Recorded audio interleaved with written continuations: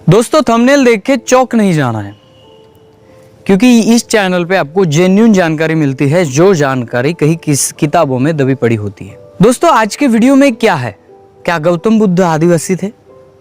क्या गौतम बुद्ध के जो विचार है, जो उनका आचरण है, वो आदिवासियों से भिन्न था? एक मैंने हालांकि इस पे वीडियो बनाया है कि गौतम बुद्ध आदिवासियों के, गौतम बुद्ध के जो रूल है, जो तत्व है, जो मूल्य है, वो आदिवासियों में पहले से क्यों कैसे फॉलो किए जाते थे, इसके ऊपर एक वीडियो बना है। फिर भी बहुत सारे लोग इस सवाल को लेकर चलते हैं कि गौतम बुद्ध आदिवासी नहीं थे, गौतम बुद्ध का कल्चर और आदिवासी कल्चर भिन्न है। जी हाँ दोस्तों, इनके कल्चर तो आज हमें भिन्न दिख रहे हैं, लेकिन क्या असल में उस काल में ये कल्चर भिन्न थे? अगर ये कल्चर भिन्न नहीं थे या कल्चर भिन्न थे तो इसका क्या एविडेंस है? सभी बातों का आज हम डिस्कस करने वाले हैं। दोस्तों इस वीडियो को आपको लास्ट तक इसलिए देखना है क्योंकि आपके जो फैक्ट्स है वो क्लियर नहीं होंगे अगर आप बीच में इस वीडियो को छोड़ते हैं।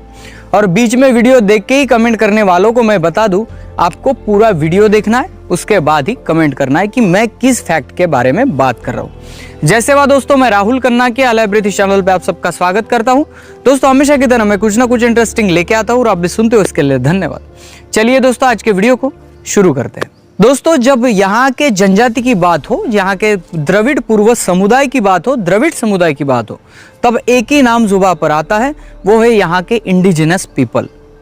जी हाँ दोस्तों, इंडिजिनस पीपल के बारे में अगर हम बात करेंगे, उनके सभ्यता के बारे में हम बात करेंगे, तो वहाँ पे जो जनजाति हमें बहुत बारीकी से दिखती है, तो गोंड, मीना, भिल्ल जैसी जनजाति हमें प्रोटो द्रविडियन दिखती है।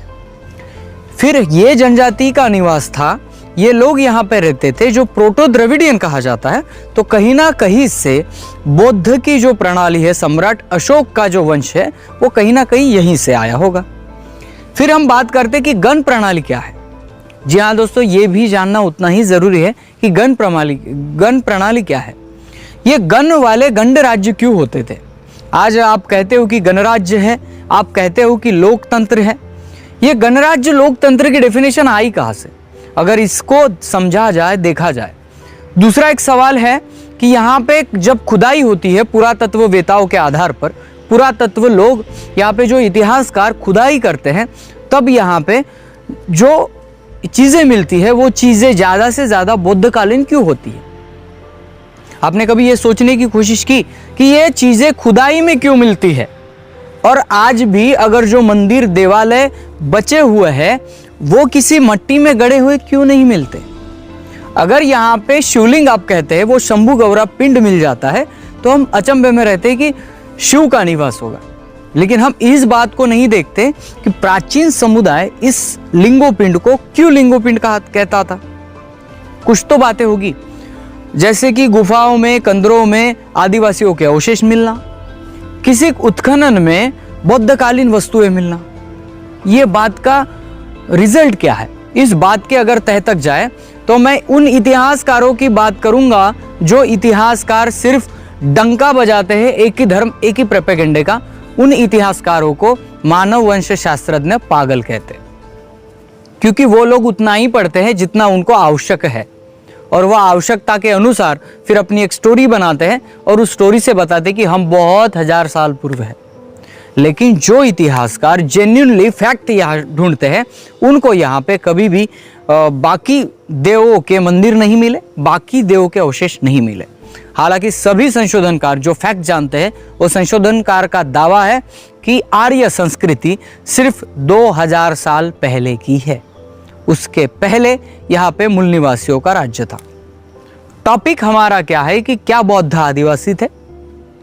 जी हाँ दोस्तों, एक फैक्ट देखा जाए तो आदिवासी समुदाय से कहीं ना कहीं बौद्ध का निर्माण हुआ है। और जो बौद्ध की हम चलो सबसे लास्ट हमें एविडेंस कहाँ तक मिलते हैं? इतिहास में एविडेंस ढूंढा जाता है तो एविडेंस वहां तक मिलते हैं जहां से सम्राट अशोक का कार्यकाल शुरू हुआ। जी हाँ दोस्तों, सम्राट अशोक का कार्यकाल शुरू हुआ, वहाँ पे शिलालेख, शिलास्तंभ और वहाँ पे बुद्धकालीन कुछ हमें चीज़ें मिलती है, जिससे अंदाज़ा लगाया जा सकता है कि वहाँ पे बौद्धमय भारत था। जी हाँ दोस्तों, अभी बौद्धमय भारत कैसे? आप सुनिए, बुद्ध एक विचारधारा है जो महंगी पड़ी आर्य और ऐसे लोगों को जो लोग जाति में भेद करते थे। और ये विचारधारा इतनी प्रबल थी कि इंसान में इंसान को भेद नहीं करना चाहिए, इसकी द्योतक थी। जी हाँ दोस्तों, और बुद्ध का जो संदेश है, बुद्ध की जो विचारधारा है, वो भारत में धीरे धीरे पहले से पनप रही थी। वो किसी भी नाम से जाने, वो गणतंत्र के नाम से जाने, आप प्रजातंत्र के नाम से जाने, आप समानतावाद कह सकते हैं इसको, लेकिन ये विचारधारा पहले से यहाँ के लोगों में मौजूद थी। चाहे वो गोंड हो, चाहे वो भील हो, चाहे वो प्रधान हो, चाहे वो कौन सा भी आदिवासी हो, कौन सा भी कबीला हो, कौन सा भी समुदाय हो, समुद्र के किनारे रहता हो, नदी के किनारे रहता हो, पहाड़ों पे रहता हो, चट्टानों पे रहता हो, एक बात थी कि वो विचारधारा सभी कबीलों में समांतर थी। उनमें समानतावाद कहा जाता था। एक डिसीजन लेने के लिए पूरे गांव के लोग एक जगह आते थे, पूरे समुदाय के लोग एक जगह आते थे, तभी एक डिसीजन यहाँ पे लिया जाता था। यानी ये जो सूत्री है, ये आदिवासियों की देन है। और ये जो बुद्धकालीन जो हमें अवशेष मिलते हैं, और बुद्धमय भारत हमें जहाँ कहीं भी खुदाई मिलती है वहाँ पे बुद्धकालीन अवशेष मिलते हैं, क्योंकि बुद्ध एक विचारधारा है और इस विचारधारा को मानने वाला हर आदमी बुद्ध को मानता है।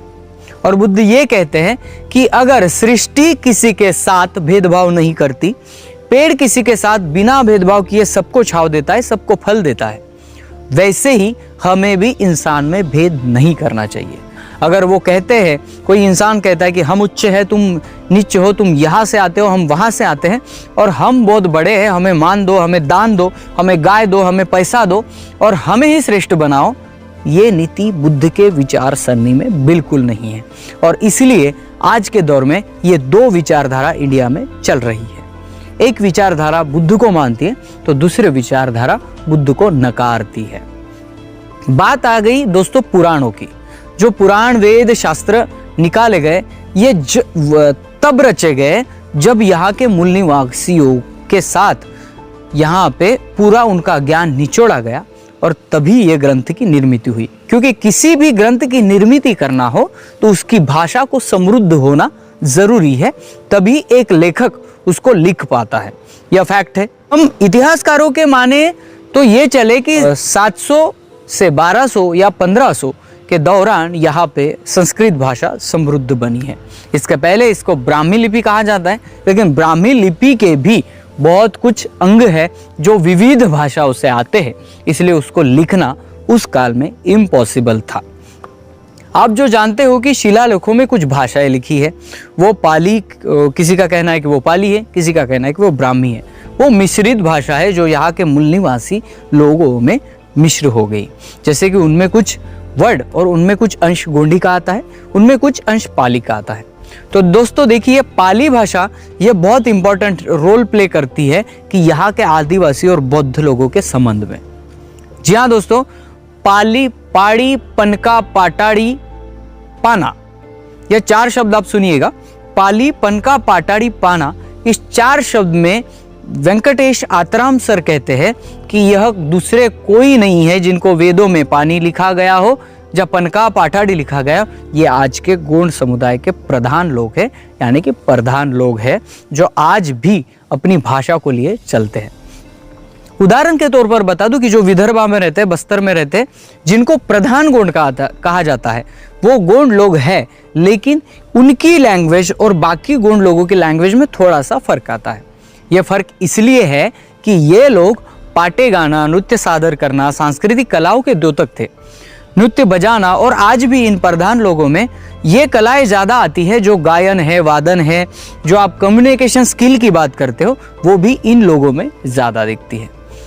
और यही भाषा, पाटाड़ियों की भाषा, पाली भाषा भी मानी जाती है। इसलिए बौद्ध जो भी समुदाय से आते हैं वो आदिवासी समुदाय था, और बौद्ध भी एक विचारधारा के मार्फत उन्होंने लोगों को सिंपल करके बताया। जैसे कि आज गोंड लोगों में त्रिशूल मार्ग, मुंदशूल सर्री कहा जाता है, तो बौद्ध लोगों में त्रिशरण कहा जाता है। जी हाँ दोस्तों, बुद्ध की विचारधारा को माने तो बौद्ध, यानी कि बुद्ध ने इस आदिवासी समुदाय से बहुत सीखा है, और इस आदिवासी समुदाय के वे होते हुए उन्होंने इस मार्ग का अवलंबन किया कि इंसान एक मार्ग में आके एक सूत्र में बांधे और खुद को वो एक विचारधारा का माने, तो हो सकता है यहाँ का जातिगत भेदभाव समूढ़ नष्ट हो। इसलिए यहाँ के बौद्ध लोग और आदिवासियों में इतना गहरा संबंध है कि वे अपने एक रक्त के लोग हैं। सिर्फ इसको संशोधन करके प्रूव करना जरूरी है। दोस्तों, मनसाराम कुमरे एक बहुत बड़े लेखक है और उन्होंने अपने लाइफ में बहुत कुछ रिसर्च किया है। तो दोस्तों, मैं आज आपको किस किताब का हवाला देने वाला हूं, तो वो है मनसाराम कुमरे जी के एक आदिवासी और बौद्ध काल। इस चैप्टर में उन्होंने क्या कहा यह भी मैं आपको बताता हूं। दोस्तों, आपको स्क्रीन पर दिख जाएगा, मैं जो उनके चैप्टर का ले रहा हूं वो उनका बहुत बड़ा संशोधन है और वो क्या कहते हैं ये भी आप सुनिए। बौद्ध काल में कपिल मुनि कोपालगन के महाप्रमुख थे, जिन्होंने सांख्य दर्शन की रचना की। इनके अलाम कालाम आलाम 4 देव गोत्र के पाड़ालगन के ऋषि, जो कि आदिवासी वर्ग के लिए लिंगो धर्म को प्रचारित किए थे। सत्य और अहिंसा तथा निसर्ग पूजन का मार्ग लिंगो दर्शन समझाते थे। आलाम कालाम उस समय भी ब्राह्मण वर्ग लिंगो दर्शन को शिव दर्शन स्वरूप इसका आर्यकरण करने में जुटा हुआ था। आदिवासी वर्ग सदियों के संघर्ष से जूझते हुए इधर उधर तथा जंगलों में बिखरे पड़े थे।